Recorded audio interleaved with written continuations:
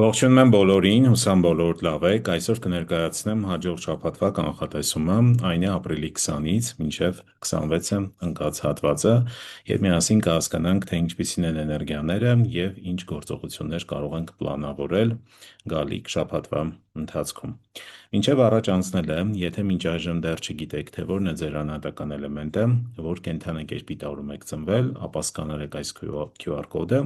եւ կառուցեք ձեր բազի քարտը։ Սա շատ կարևոր է, քանի որ իմ վերլուծությունները հիմնականում հիմնված են անհատական էլեմենտի եւ ծննդյան տարվա կենդանակերպի հիման վրա։ Այստեղ արդեն կլրացնեք ձեր ծննդյան տվյալները եւ կստանաք ձեր համապատասխան բազի քարտը։ Բազի քարտի օրվա սյան վերևի հատվածում նայում եք ձեր անհատական էլեմենտը եւ տարվա սյան երկրորդ տողում նայում եք կենդանակերպը։ Եթե առաջանան դժվարություններ, իմ ալիքում կա վիդեո, հենց այս վիդեոն է, որտեղ ես մանրամասն խոսում եմ անհատական էլեմենտի կենդանակերպի ընդհանրապես բազի քարտն եմ ներկայացնում, եթե կհետաքրքրի, ապա անպայման նայեք։ Եվ կխնդրեմ, եթե հավանում եք իմ վիդեոները, բաժանորդագրվեք, սեղմեք լայք կոճակ, կիսվեք ձեր շրջապատում եւ փորձեք մաքսիմալ նայել բոլոր վիդեոները, որովհետև շատ օգտակար ինֆորմացիա կգտնեք այնտեղ։ Հիմա, ամսի 20-ը, ըստ չինական օրացույցի, մեզ մոտ հաջողություն բնութագրող օր է եւ օրը համարվում է առավել դերական նրանց համար, ովքեր ծնվել են առնետի, ցլի, կապիկի եւ վիշապի տարում։ Ֆինանսական առումով օրը դերական է նրանց համար,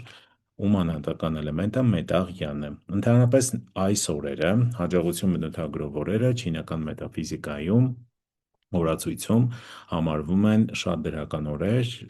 եւ հենց այս օրը համարվում է եւս դրական ու օրվա ընթացքում կարող ենք օգտագործել ցանկացած տեսակի նախաձեռնություն, բացառությամբ, ուրեմն երկարաժամկետ ճանապարհորդություն սկսել եւ նոր բնակարան տեղափոխվելուց։ Ամսի 21-ին ունենք ստացում բնութագրող օր եւ մեզ մոտ փայտե ուրեմն ցլի օրն է, օրը համարվում է առավել դերական ցլի, առնետի, օձի եւ աքաղի տարում ծնվածների համար։ Ընդհանրապես ստացում օրերը դրանք այն օրերն են, երբ մենք ստանում ենք նախորդ 12 օրերի ընթացքում կատարած ուրեմն մեր աշխատանքի դիմաց վարձատրություն, այսպես ասած, եւ ընդհանրապես խորհուրդ կտամ, որ ստացում օրերին դուք ուշադիր լինեք, թե ինչպիսի նորություններ եք դուք ստանում, ինչպիսի իրադարձություններ են տեղի ունենում ձեր կյանքում, եւ եթե դրանք հիմնականում դրական են, ապա դա նշանակում է, որ դուք ճիշտ գործողություններ եք կատարել համապատասխան ձեր ծրագրերի, եւ եթե բացասական են, ապա պետք է ուրեմն մի փոքր ուսումնասիրել, թե ինչու են տեղի ունենում այդ գործողությունները, վերցնել պատասխանատվություն եւ փորձել շտկել դրանք։ Ֆինանսական առումով օրը դրական է նրանց համար, ում անհատական էլեմենտը մետաղ 9 է։ Ամսի 22-ը մեզ մոտ բացում բնութագրող օր է եւ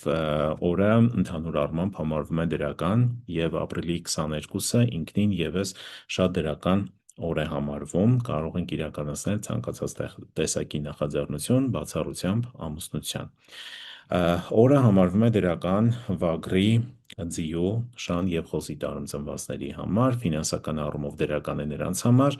ում անհատական էլեմենտը ջուր յանն է։ Ամսի 23-ը մեզ մոտ փակում բնութագրող օրն է եւ օրը համարվում է պասիվ օր, ընդհանրապես փակում բնութագրող օրերին էներգիաների մեծ պասիվություն է նկատվում եւ նոր նախաձեռնություններ ցանկալի չէ այսօր սկսել։ Օրը համարվում է դրական նապաստակի, այծի, շան եւ խոզի տարում ծնվածների համար, ֆինանսական առումով օրը դրական է նրանց համար, ում անհատական էլեմենտը ջուր 9 է։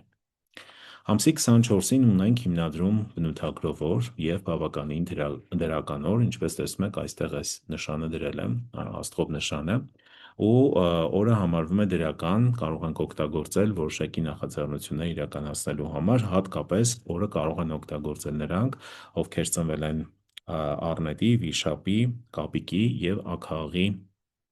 տարում։ Սա շատ կարևոր է եւ ֆինանսական առումով օրը դրական է նրանց համար, ում անհատական էլեմենտը փայտ յանն է։ Ամսի 25-ին ունենք մաքրում բնութագրող օր, օրը համարվում է շատ պասիվ օր, էներգետիկ առումով, օրը կարող ենք օգտագործել ուղղակի մաքրում անելու համար, մաքրման աշխատանքներ, ազատվել հին իրերից, ազատվել հին մտքերից եւ ընդհանրապես այն ամեն ինչից, ինչը մենք այլևս չենք օգտագործում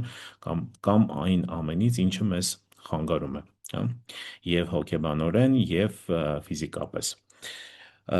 Օրը համարվում է դրական ցլի, օձի, ձիու, այծի, կապիկի եւ աքաղի տարում ծնվածների համար։ Եվ ամսի 26-ը մեզ մոտ լիություն բնութագրող օր է, ընդհանրապես լիություն բնութագրող օրերին կա էներգիաների մեծ ակտիվություն։ Ամսի 26-ը կարող ենք օգտագործել մի փոքր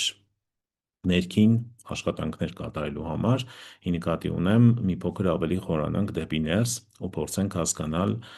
թե ինչպիսին է իրավիճակը մեզ մոտ, հոգեբանորեն, ինչպիսին ենք մենք, ինչ մտքեր ունենք, ընդհանրապես մեր հուզական դաշտը ինչպիսին է եւ փորձենք մի փոքր մաքրել այն։ Օրը համարվում է դրական վագրի, ձիու, այծի եւ շան տարում ծնվածների համար։ Օրը համարվում է շատ լավ օր, ընդհանրապես աղոթելու, նորից եմ կրկնում, հոգեվոր գրականություն կարդալու կամ այլ ուրեմն հոգևոր պրակտիկաների համար օրը համարվում է շատ դրական օր։